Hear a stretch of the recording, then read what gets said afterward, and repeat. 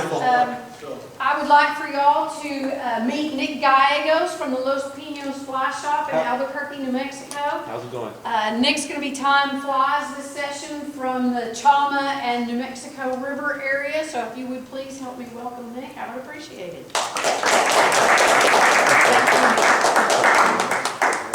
Appreciate it. Howdy, folks. My name is Nick Gallegos. I'm a born and raised Santa Fe, New Mexican, and what we're going to be doing today, as far as my presentation, we're going to be breaking down the Chama River, which is a freestone-fed river in northern New Mexico. There are two separate sections of tailwaters. If any of you are familiar with what a tailwater is, it is a waterway that flows beneath any sort of man-made obstruction, whether that be a weir, a dam, or any other sort of water-demanding obstruction, such as an acequia or something like that. But depending on where we're at in the presentation, we're going to be breaking down flies, season for that area. So I'm just going to start with the freestone section. Typically in the freestone, it is a very rich environment for caddis. As we were showing, Cody was showing me some pictures of some caddis from his previous trip. We're going to be fishing caddis nymphs as well as caddis dry flies. There is also an emerging state of a caddis, which is when it is trying to make its way to the surface to become its adult self, essentially dry its wings and go about the birds and the bees. So I'm going to start with let's see where my material's at. Let's see, try to use this camera. We're going to be using a dry fly hook today. This is barbless, this is Daiichi. This is an 1190, I believe, in a size 10. Bear with me while I get these hooks out of my package.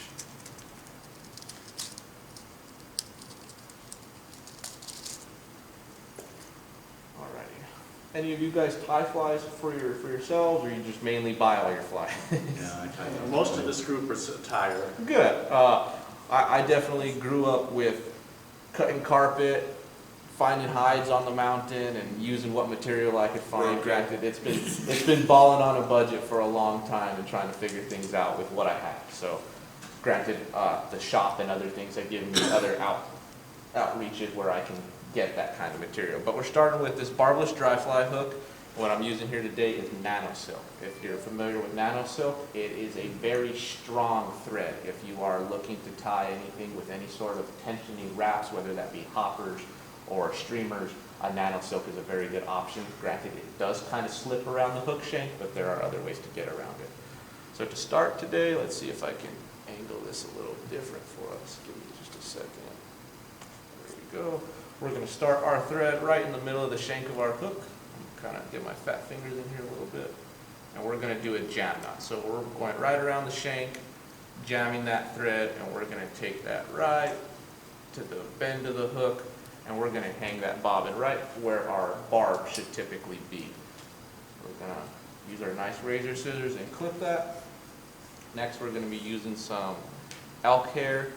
This is a pretty used patch. I've kind of tied a lot of flies with it at this point. So we're just going to try and be as forgiving as possible with it.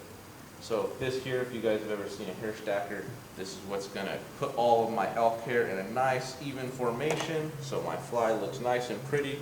Granted, fish don't really care how many legs it has as long as it's matched in size, shape, and profile.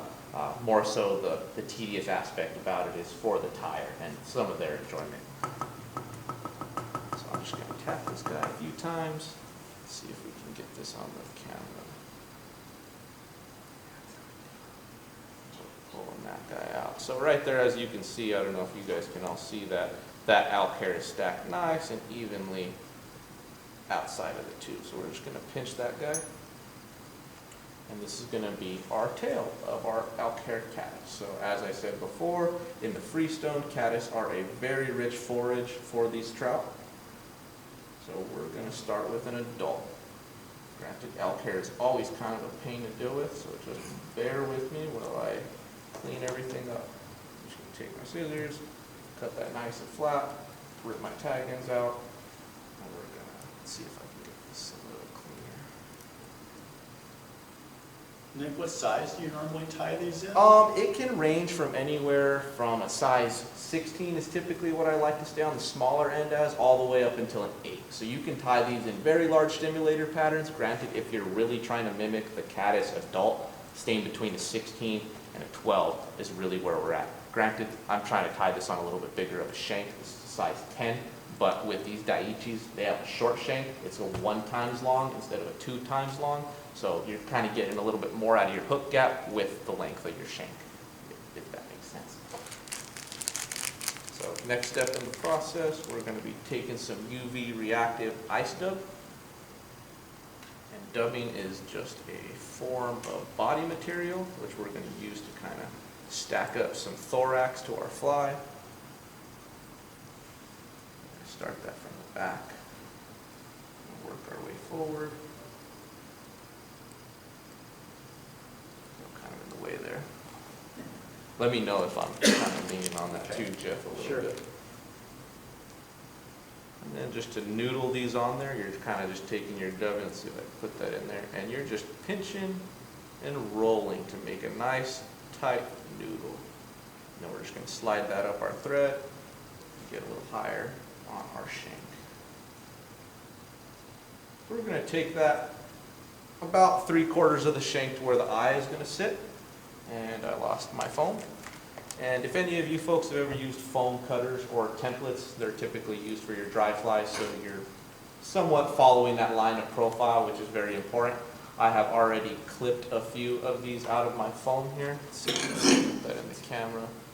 Yeah, they're just these little orange foam pieces. And this specific cutter right here is a hopper.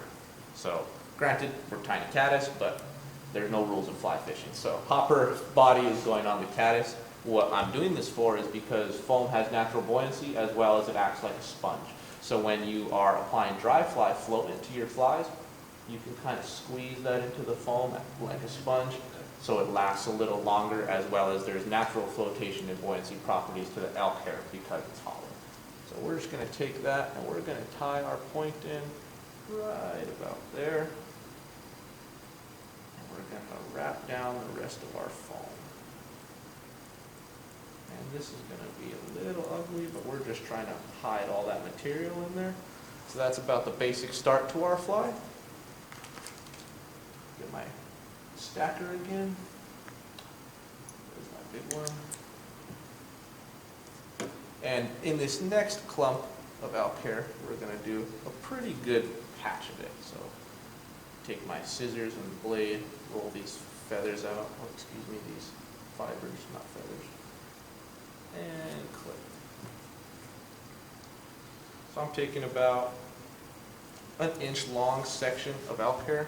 Let's see if I can get that in the, yeah, it's about that long. Those are the ends. These are my tips. And I am going to put my tips face down into my elk hair stacker or my hair stacker and tap. All that tapping is doing is leveling out these fibers so they can have a nice uniform profile when we tie them to the shank.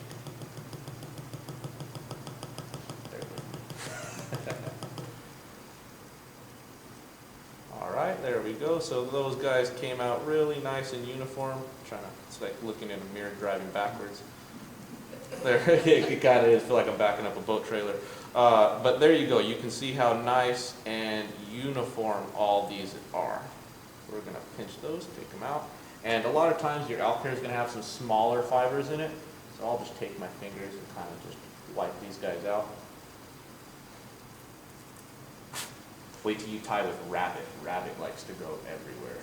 So we're going to measure our tips against our foam body right there. So we kind of want those sitting about right there, a little more than a millimeter, I would say, not much.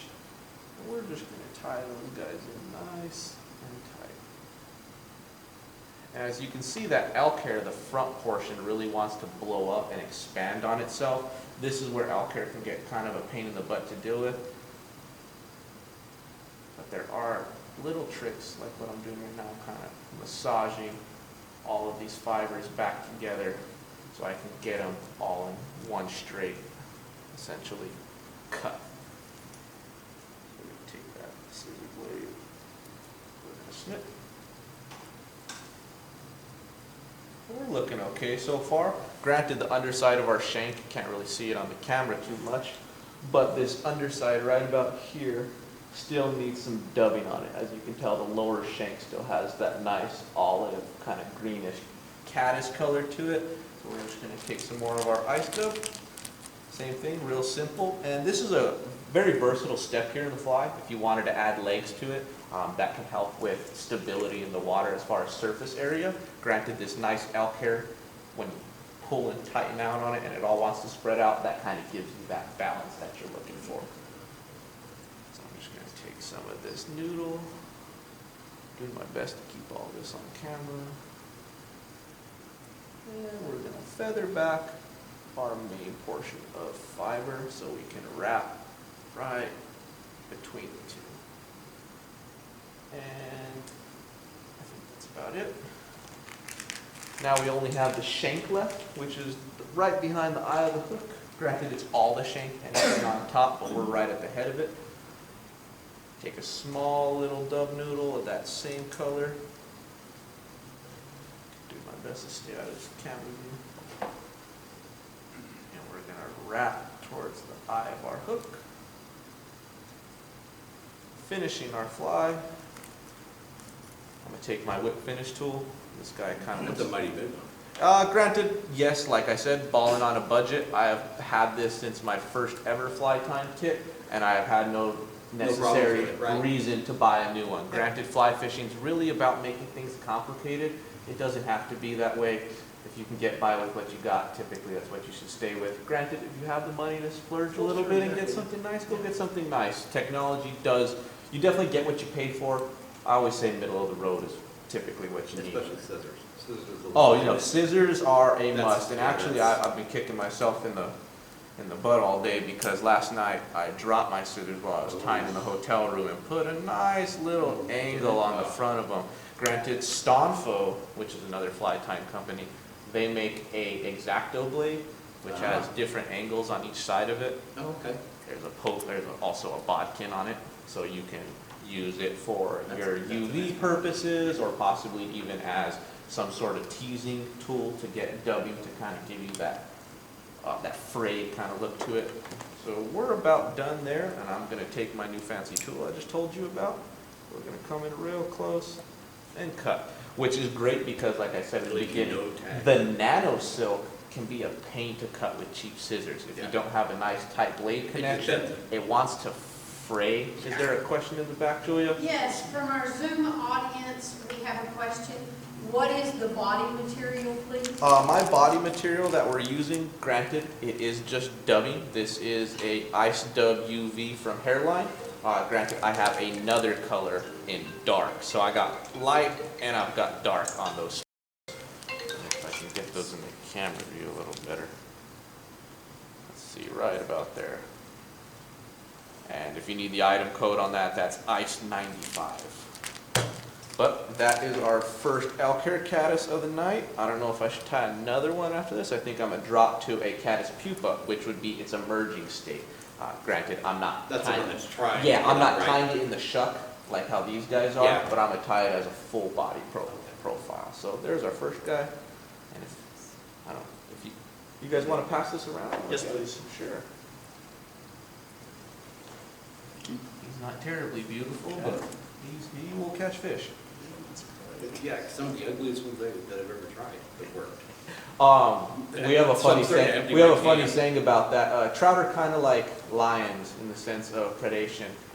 They're not going after the healthiest gazelle. They're looking for the injured gazelle, and sometimes that's your beat up fly. Yeah.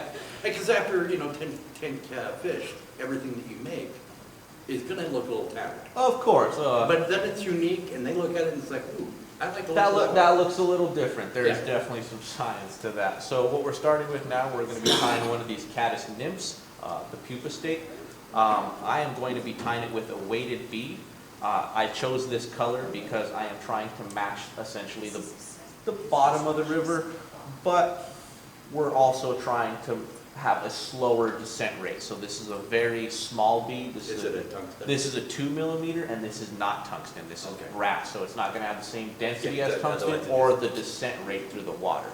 Yes? We have another Zoom question. Is the emerger more effective than the dry fly? It's all circumstantial. If you're seeing a lot of fish breaking the surface, but not necessarily giving you noses on the surface of the water, you kind of can't tell if they're eating anything physically on the surface. They're actually eating emergers, which is bugs that are just beneath below the it. surface. So they're showing you back as they try to eat something. Their backs and their tails will come up, as opposed to seeing a nose come up and take something off of the surface. I hope that answers the question.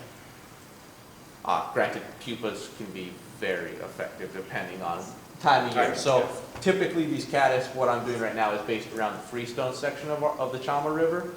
So I'm going to stay on the smaller side because it's not a very big body of water. It's fairly narrow and channels a lot of velocity. So having a nymph that has a little bit of weight can combat those flows, but still stay at the same column Okay, all the way through. as it's drifting, even though it's a weighted fly. So that's kind of what we were talking about earlier, different turbulences at different levels of the water. We're going to get to this guy, same thing. We're going to start with a jam knot right behind the bend of our, right behind the seat of our little bead. And I'm just going to take some wraps towards the back, and I'm using my tag line as a guideline. So every time that bobbin comes over, I'm very delicately laying that main line down on my tag end, which is stacking my threads in an even formation. I'm just going to take that right about there, clip. And for our caddis pupa, we're going to use some floral bright material, as well as our dark olive. So let's see if I can get that in the camera there for you guys. That's floral bright made by Simperfly. This is a UV reactive thread and also a UV reactive body material, which to the fish, that pupa, which is going to be very exposed, it's not in its shuck anymore. There's no sort of natural elements or sediments or grains of sand that they've gathered together to protect themselves or essentially hide their UV. They're kind of glowing to the fish when they're out of their shuck. So we really want to expand They on prefer that. the naked ones. At times. And what I'm going to do here, just to spice this guy up, to start, I want to take a piece of... Yeah, it's a Zoom. We okay? I don't know, I just heard something on that guy. We're going to take some of this opal tinsel flash. We're going to take about 3 inches of it. And I'm going to use this to be a ribbing material once I get that dubbing kind of seated in there. So we're just going to tie that in to the front, to the back. I'm having a hard time tying on that angle. I don't know if any of you folks know what a dubbing tool is. Granted, they come in all kinds of shapes and sizes and different sorts of technologies. This is the simplest one that there is out there. It's basically a hook with a weight on the end of it. We're going to take our hook, we're going to hook our main line, and this right here is what's going to be, let's see if I can get that in the image. That loop here is going to create our dubbing loop. So we're just going to take that in, we're going to tie that to the back. I will typically take my 2 tools and tie them around each other once or twice to get a really seated connection. Take that to the front. Now we're going to take our darker ice dub. Nice pinch of it, good healthy pinch. Granted, it's nice to have some of those fancier dubbing tools because it's hard to get your fingers in this loop right here to get those materials inside the loop. So having something that is a stretch capable or spring loaded, it'll open up your loop for you. So we're just going to lay that guy down in there, and I'm going to pull tight on my other tag end so I have some essential leverage over my materials. Got 3 hands here. So now that my dubbin's all spread out through our loop, I'm going to spin. Get my other hand out of the way. And what that's doing is that's creating a nice, structured, durable fly, because instead of that dubbing being noodled onto your main line, it is wrapped between 2 pieces of thread. So it is very durable and can take a lot of eats. As well as what we were saying is when fish are eating these flies, typically their teeth are going to striate and take different pieces of the material off. That's kind of what we want with this. So what we're gonna do is we're gonna take our little dubbing brush, and we're just gonna hit our dubbing lube a few times and get these fibers nice and poofed out, just like that. Granted, I miss a step on my own here. I'm gonna tie a whip finish with one hand if I can. There we are. And the reason I do that is because my vise is a rotary vise and it has a bobbin cradle. What I do with this, let's see if I can lock this in place again.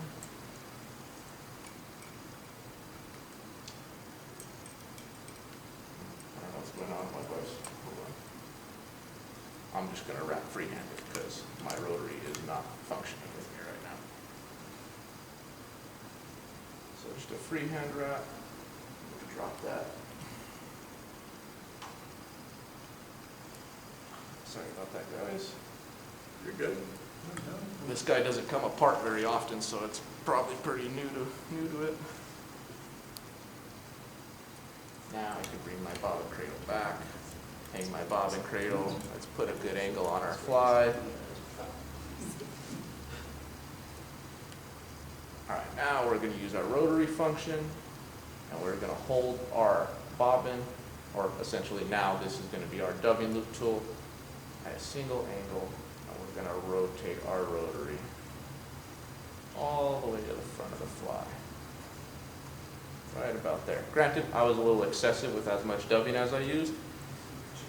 Not balling on a budget there, but we're just going to secure him in place. And to do that, we're just going around each side of the fly. Sometimes I'll take it around and then tie back in, which is great for that nano silk because you can really wrap into those tight crevices on your fly. We're going to take our same tool from earlier, our knife Stonflow clip, pull some of that excess out, and we're looking pretty good there. Tie back in real quick.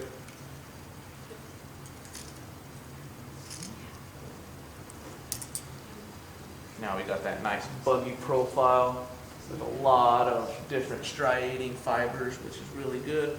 And we're going to take that opal tinsel. Granted, you can't really see that. I'm just going to do forward spiral wraps towards the eye or the head of the fly. Ooh, my material just broke on me. I have to get real close. You guys might not be able to see most of that. Okay. Tie that in. Recovery. Yeah, it happens. This tinsel is very stretchy, and I was applying a lot of pressure on it, and it popped in a point that I didn't do. Granted, I don't know if you guys can see that. I'm using a tap technique, so every time I wrap, I tap and hold pressure there, so that doesn't want to unravel, especially when you have a very short tag in and have no leverage to work with it. So I've saved a lot of flies. There's a lot in my camp that were beyond health. All right, we're good there. I'm just going to take this. Very simple fly. There's not much to it. It is very similar to a waltz worm, or I don't know if you guys have ever seen a waltz worm. It's basically just a pupa style fly. It could be any range of color. You can spice them up with collars or tags or different sorts of hot spots that can really get these flies to be like what we were saying earlier, these high visual flies in dirty sediment-rich water to help Is that why fish. you use the UV? That is Really why I'm doesn't using make the a big UV. difference. These flies might seem very flashy at the time, but when you put them in water that only has 3 inches of visibility, they're really going to prove successful for you. Okay. There we go. There's our caddis pupa. And what I'm going to do now, just to kind of put the final touches on it, Does look good. I'll go back through it. Hit a couple little spots on it. Feather those back. What sizes do you like? For caddis pupa, I'm gonna range anywhere from a 14 all the way to an 18. Granted, their shucks can be huge. I've seen caddis shucks run 1.5 inches. Granted, sometimes those caddis are super big. It might even be a miller moth or something like that. But at the same time, we're still trying to stay in that smaller profile because if you've ever popped a caddis out of its shuck just to kind of see it, they're pretty small on all spectrums. Even the larger ones, they're only going to be about a size 12 or 10. So staying anywhere from about a 16 to an 18, 14 to an 18, you should be fine. This right here that we're tying right now is a size 16. Yeah, this is the 16. This is a jig force hook. This is probably my favorite jig hook to tie on. Foaling Mill makes some really good products. They come in packs of 50, as well as their quality control is great. So you're not getting a lot of broken hooks or any of that in that massive quantity. But there is our caddis pupa. I don't know what happened to that other fly. Someone probably pocketed him. No, I'm just kidding. Here, Phil, you can go pass him around. They won't be able to find it in their pocket though. Drag it out with the keys. Oh, you'll find it when you're not expecting. Well, exactly, yeah, you reach in there to grab something else. Yeah, I have a black hole in my fishing pack that gets a lot of flies that I'll reach in. Yeah, I mean, my first attempt on doing a caddis made it look like a stone fly. It was so big. It's like, Well, it can be a stimulator. yeah, I mean, it was like, yeah, I looked at it and I went, wait a minute. There's a vast variety of terrestrials and other aquatic insects that are going to be on the surface of the water. So a stimulator or an alligator cat, it's kind of like a do-it-all fly. Right. It's the woolly bugger of the dry flies. It's kind of like a chubby. A chubby is a very versatile terrestrial. You guys have a lot of cicadas out here. Oh, yeah. Especially if you guys want to do some bass fishing on a lot of these ponds and different still waters that you have around you. Go throw a chubby out there and twitch it and skate it across the water and see if you can get some dry flies. Or a black beetle. Okay, so we're going to move on to our next fly, which is going to be our emerging, or essentially our peeping caddis. So we tied the emerger. This is that fly still in his casing, Okay. his shuck. And I think I'm going to tie him again on this number 16 jig force. This is the 5045, I do believe. And if you guys have ever tied with tungsten jig hooks or essentially a slotted bead, you want to make sure that your bead is being directed onto your fly in the correct direction, because that slot will make it sit too far forward on the front. Never be able to tie You'll anything. never be able to tie it on. So it's common sense ain't so common, but sometimes we gotta explain stuff like Yeah, that. once you do the UV and you light it. Yeah, so Yeah, I'll there's just, you can't get through it. no worries. I've tried to drill holes through it and I I'm can't. gonna crank that guy down. Yeah, and they sell some pretty expensive nippers out there that have some good eye hole poppers, but Yeah. Once better it's- just to stay clean while Yeah, I you're think while it you're works tying better, flies.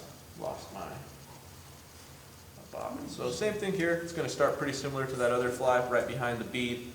We're going to take spiral touching wraps along our tag end to the bend of the hook, which is giving us a nice uniform body.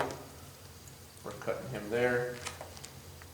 Now we're going to take another UV reactive material. This is that Floral Bright that we're going to be using. I was going to use it on the last fly. Granted, I think our dubbing did the trick for us. So what I'm going to do is I'm going to take about 8 inches of this material and I'm going to stack it over on itself, because what I'm building here is a tag. If you guys have ever, you can probably pass one of these around real quick just so everyone can look at that.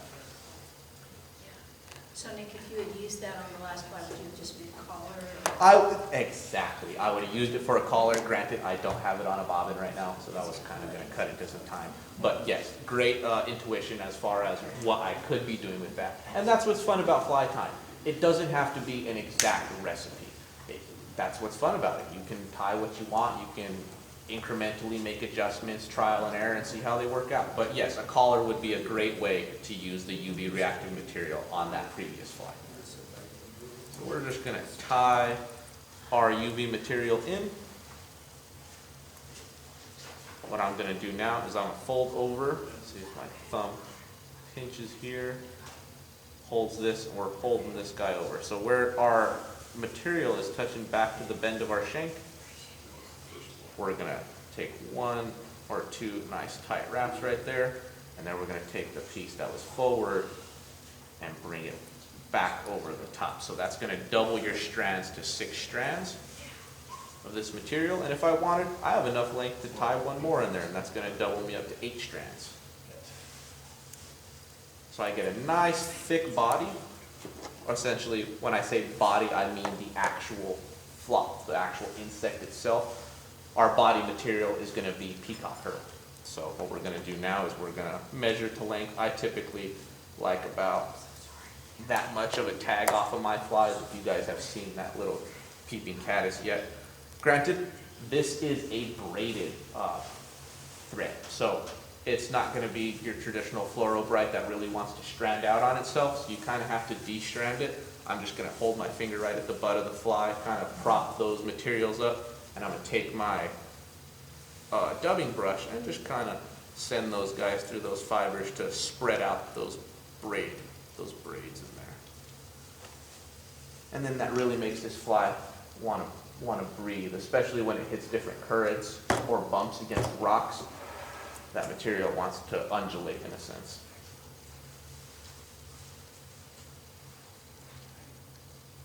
Get that guy out in front.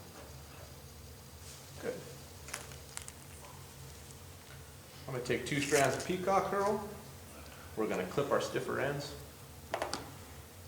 We're going to tie in from the head of the fly. Granted, I'm not going to tie them right from the back because I'm using that shank that I wrap down as some bodybuilding material, so I can build kind of a thorax. I might even be a little heavier handed at the front of the fly right here.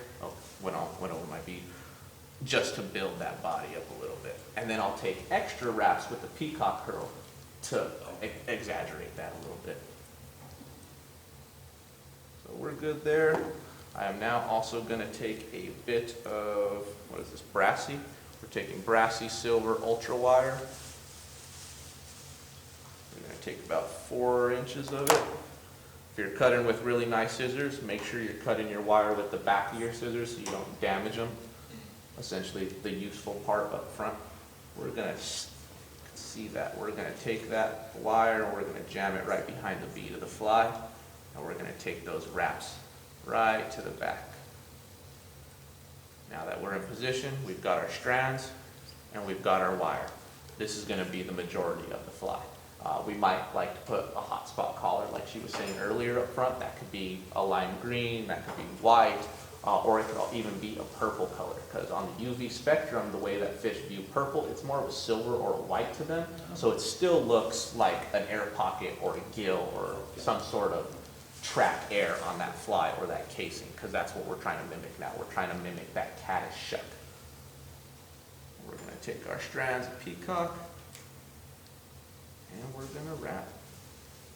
You could also spice this fly up with a flashback if you want, so you can add some of that opal tinsel in and just do 1 straight wrap over the top of the shank and then tie that in, and then take your ribbing material and wrap over it so it secures all that in place, as well as it gives your fly a little bit of flash. Granted, it's already UV, so we're getting that covered. I'll also be fishing this fly in somewhat clearer water as well. As you, Cody, could see where you guys were fishing, those caddis were in crystal clear water, and they weren't very deep either. They seemed like they were all kind of hanging out within about a foot of water in a very oxygenated stretch. So, like we were saying earlier, these peeping caddis, they'll kind of crawl and do their things about the river, depending on flows, depending on if they're comfortable and their conditioning and where they're at, because they're doing their best to survive as well. So we're going to take our brassy silver wire, you can kind of see it there. And I'm not going to use my rotary, I'm just going to kind of pull some line off my bobbin, and we're just going to take nice spiral, even wraps forward. Granted, I didn't like that first wrap, so I'm just going to unwrap and start again.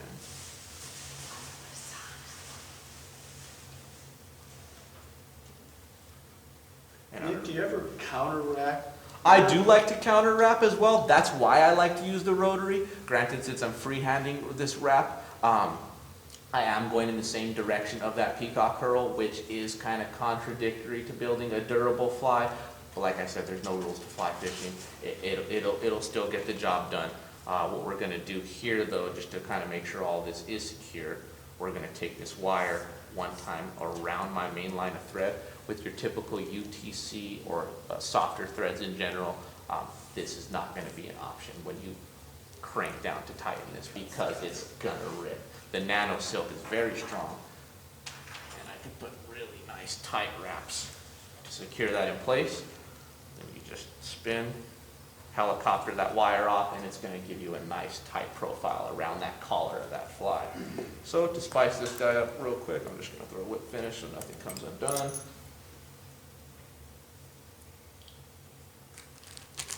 Take our light UV dub again. not very much, small noodle, about an inch long on that noodle. Let's see if I can get it to view. Right about there. Perfect. We're gonna slide that right up to the neck of the fly. 1 wrap, 2 wraps. And what we were kind of saying earlier about this cross ribbing, I am X-wrapping this collar. So my noodle doesn't kind of want to just fall off the back of the fly. I'm wrapping one direction, I'm turning my hand, wrapping the opposite direction. So I'm making X's over the top of that collar so that More durability. that noodle doesn't want to break up. Especially I because had that happen, it just goes. if you want, you could throw a W loop here to make that really durable still, but that's just extra work and extra time. Granted, that's kind of the whole reason why we're even tying flies, to sit down and kind of get away. So it's up to you. It's up to the personal tyer. Granted, since I'm a guide, I'm operating on efficiency and time, so I'm always trying to crank out flies that catch fish, use the littlest amount of material, and are still effective. So here again, here's my tagline. Throw in our, see if we can see that right there, underneath. I'm just gonna tie looking at the computer. And we're gonna wrap about 4 times. That was probably 6. And then I'm gonna put my thumb here to add some tension. Since this is nano silk, I could really pull with my offhand and set that knot right into place. And if you guys can feel this on the vise, what I'm feeling here, you're gonna feel tension, you're gonna feel tension, you're gonna feel it seep. With typical lighter threads, 280 denier is probably the safest you can get away with to really wrench on some of those flies, but then it builds up a lot. So with the nano silk, it's small, it's minimalistic, it's strong, and you can get away with tying a lot of flies with it. The only thing about nano silk is maybe color bleeding. Typically, if you fish a lot of midges or you're trying to build a lot of flies with the body of your thread, or build a body with your thread, Right. It tends to bleed a little Does it? bit. Okay. So a UTC is better in that aspect. Okay. So to finish the fly, whip finish again. I think I already did that, but 2 never hurt. Clip that tag in. Now we got that nice peeping caddis. Straighten out my tail fibers here. And when you were wrapping on the peacock pearl, Yes, sir. notice you didn't twist the pearls together. Was that a purpose? Not necessarily. It's, like I said, time and efficiency. It's not necessarily a requirement because I'm already running over all this peacock herl with a wire wrap, which is going to help secure it. But just to make the fly more durable, yes. Sometimes I'll get like a really bad patch of peacock herl, and I'll have 2 thick strands and 1 lesser strand, essentially. So I'll braid them sometimes, like an actual 1, 2, 3 braid, and then wrap them over, because you get a really nice fibrous pop from all of them. But like I said, the 2 laying together, if you pinch them correctly, and as you wrap around the shank, if the 2 lay together, they won't want to split on you or create this awkward spiral stack along your shank. But great question as well. Yes, you can still do that. And when I do it, I'll typically only, if I have 2 strands, it's 2 or 3 times around one another. You don't need to make it all completely 1 strand. Just that little bit enough to get it started will help it kind of follow its path along the shank. I'm going to drop that. I'm just going to drop that right there for you, Jeff. This is the same one we just passed. It's one of the same, it's one of these guys, but if you want to pass it around, you're more than willing to. Let's see, all right, how many of you guys are familiar with stoneflies? Everybody for the most part? All right, Terra narcissus is probably my favorite bug in the entire system of aquatic insects. My father's an exterminator, so bugs have always been a part of my life. Entomology was just always there. So just diving into the river was a different part of that. So what we're gonna do, granted I actually have stoneflies tattooed on my arm, they're on a bunch of jewelry of mine. It's a bug that has saved my life in a sense. I could have ended up in a lot worse places than on the river. So stonefly is very special to me, as well as it's a very prevalent forage for trout in a bunch of rivers in New Mexico. Typically, if you could find any oxygenated running water, stonefly should live there. So to start with our stonefly, Is there a season for the stonefly, stonefly? yes, for the adult Terra narcissus hatch, when they are the big giant salmon fly, that is typically around late June to July, depending on the water system that you're in. The chama typically gets an early runoff just because it doesn't get all of southern Colorado's snowpack melt all at once.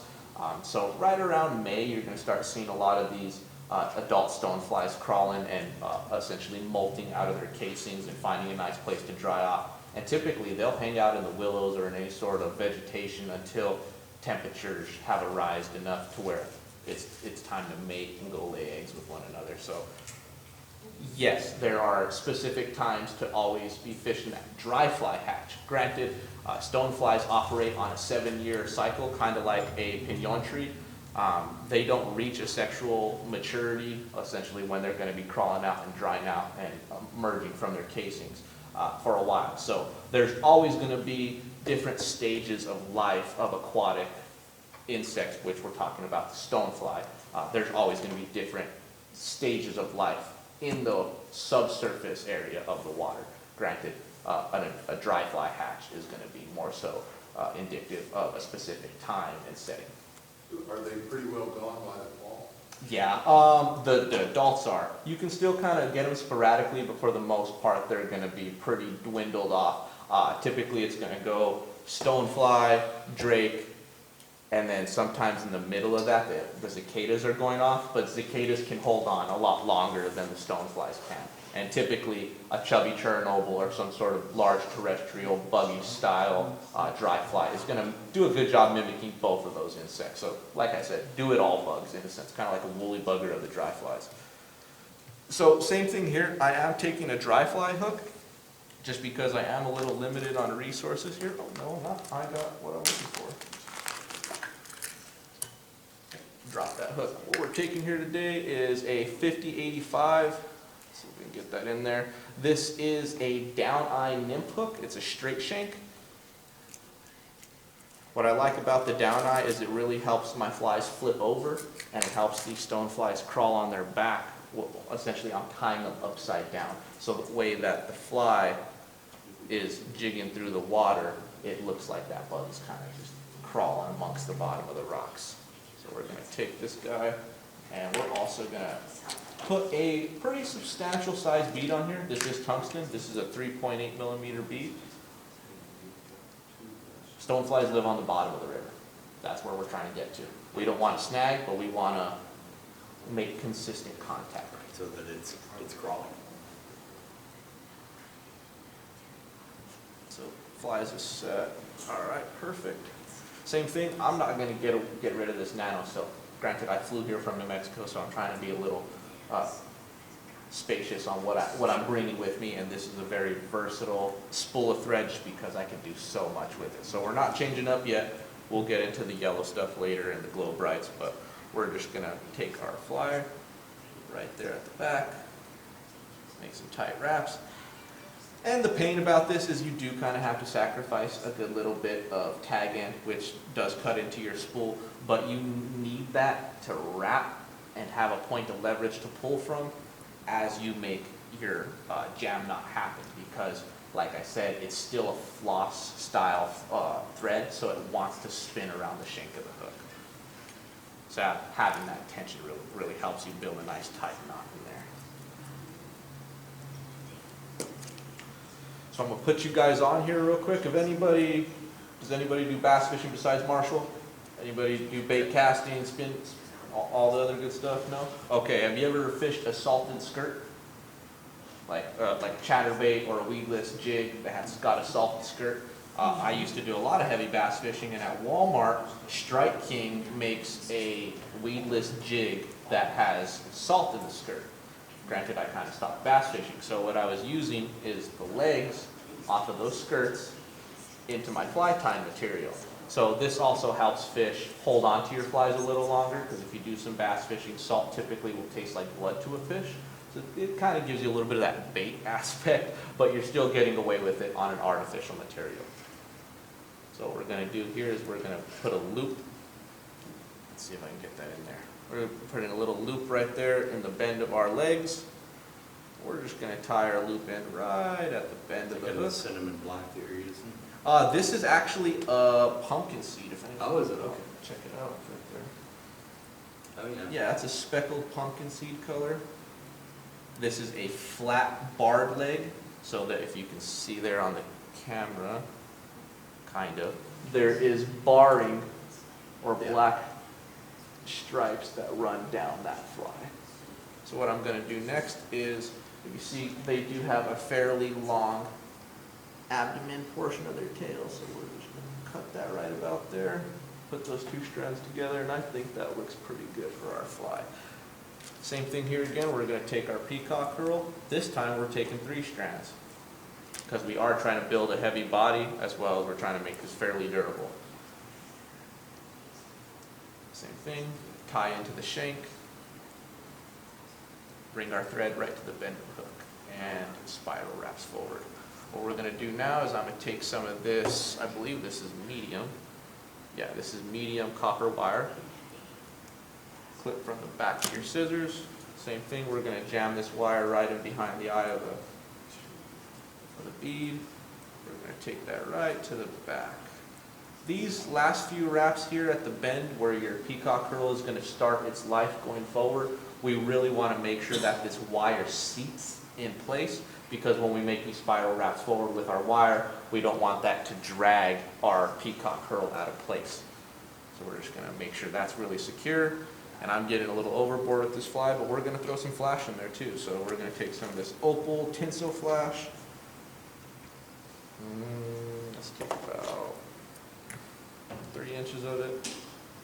And we're just gonna tie that in real soft. Granted, you already seen me break this stuff earlier, so it is pretty delicate. Then we're gonna take our strands, and like that gentleman over there had said earlier, do you ever wrap your peacock curls? I do. So right here, sometimes when we have 3 strands, I will do that kind of braiding technique. You could do 1 or 2, pinch them together, and spin. And that helps keep those guys together. And then we're just gonna do nice touching wraps all the way to the front, as well as we're gonna stop in certain areas to build body material. So as we get closer to this thorax up here, you can kind of see that that body is dying out a little bit. Let me throw another wrap there. And that kind of fills in that void. Granted, these aren't the longest peacock curls. I wish I had a little bit more length, so I might need a tie back in here, which I'm going to, just so we get the full fly there. And sometimes your peacock curls will break apart from one another like that one did.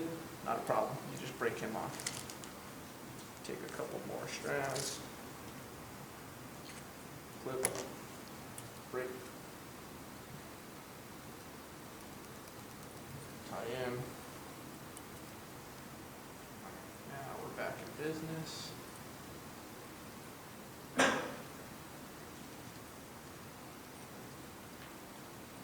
there we go. Nice even body with a slight taper towards that bead. Granted, this taper is going to exaggerate once I put legs on this fly, as well as the dubbing material. And I didn't think anyone passed this around. This is probably one of my favorite flies I've ever fished. I call that a sexy stone. Yeah, check that guy out. And on this one that we tied, I didn't add the antennae, but the tail and the 4 legs should do just fine, even though they are 6-legged insects. So it could be kind of a pain. I do have one tied with 3 legs on each side. Might want to pass that guy around too. He's a little buggy.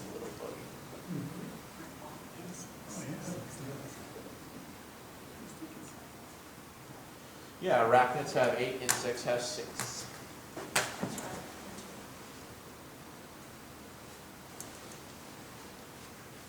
Actually, fun fact, you guys get a lot of deer ticks out here? Ticks in general at all? Ticks are a form of arachnid, actually, because they have 4 legs. Well, you know what I mean. So we're going to take our flash material, and we're just going to lay that right over the back of this fly and tie right in at the neck. What you can do is you could use your finger on the top of the shank to kind of make that guy a little straighter. See if we can get a good angle on that. Pull that material into place, clipping, and now we're going to start our spiral wrap. But just to be contradictory of myself, let's throw a whip finish here. Let's extend my bobbin cradle a little bit, get it out of my way, and we're going to counter wrap now. So that's what's great about having a rotary vise, because you can use multiple function of it. So what I'm going to do is I'm gonna move this wire over and I'm gonna hold it in a stationary position while I make those spiral wraps, which will give me uniformity as well as durability. And like I said, we're gonna take our wire around our main line once or twice and then tie in with really nice tight wraps. Because this is a medium wire, it's fairly thick, and having that nice nano silk can really help break these flies off with a nice tight connection. So we're good right there on most of the body. Take my leg material again. Clip, clip. A lot of guys like to tie legs in on a folded basis. That's just not really what I've ever done. Sometimes I'll do it, but for the most part, I tie in off of a straight leg. So I take my leg hanging in my hand. We're gonna measure distance about how much I want. We're gonna tie in right about there with a soft wrap so we can adjust that leg around our shank. We want it right on the side.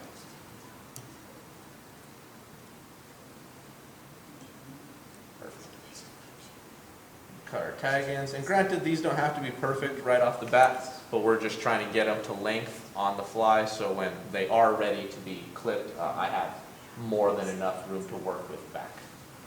So I'm not trying to exactly make my fly length of leg perfect when I first tie in. I'm tying in with some room for error, essentially. Mind the way there. They have a mind of their own sometimes. Yeah, especially tying rubber legs. They like to go a bunch of different places, and that can be a pain in the butt sometimes. See, I'm right in the way there. Flies are tied in. Granted, I clip those ones a little bit more to my desired length liking. So I'll do the same with the other side. Right about there. And granted, you could probably see those legs do look a little off from one another. That one kind of has more of a box on the bottom of it as opposed to the nice V taper to the other one. And I'm going to fix that with my dubbing material. Granted, it didn't come out perfect the first time, but I'm going to use dubbing stacked in the noodle to start shaping those legs out. Heavy bottom.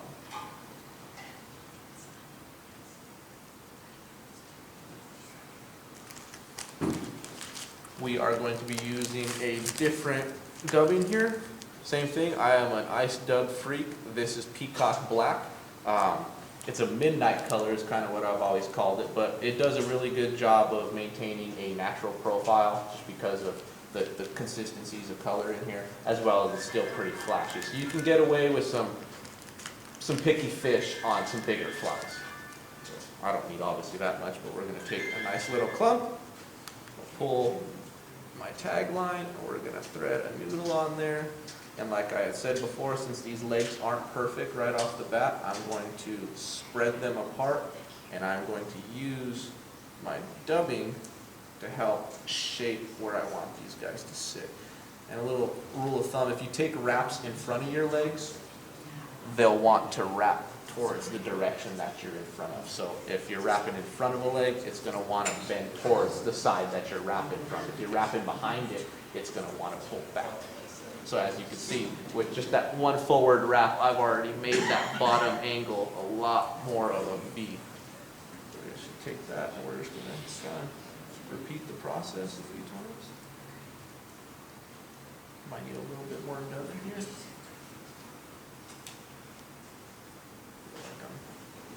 Sounded like a broken record, but there we go.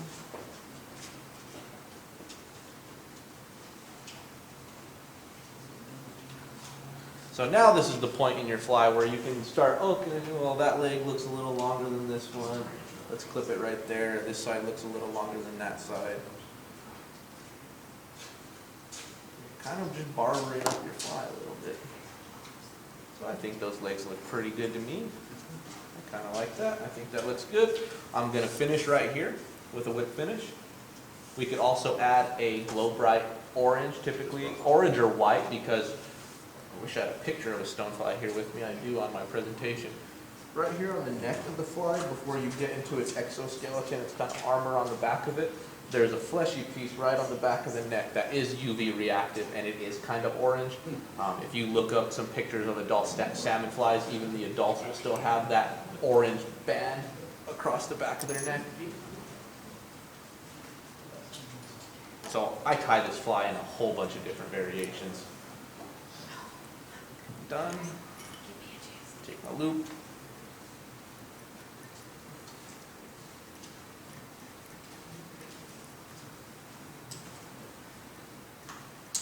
Just very softly going over this. This loon dubbing brush can be fairly aggressive, so I'm just kind of being very gentle with it. Quick little trick too, if you ever are having a hard time and you can't get in there or you don't have a bodkin, you can use the needle or the eye on the front of your whip finish tool. And this is kind of how I've always brushed out my flies. You just come in there and kind of just tease it. And that loop right there will help get underneath those fibers and pull them out.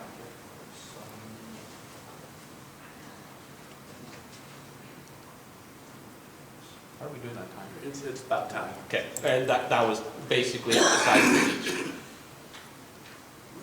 Nick, that was great, thank you. I hope so. I'm just new to all this, so I hope that was informational to you guys. Let's take a 25-minute break and come back at 7 o'clock and we'll continue the presentation.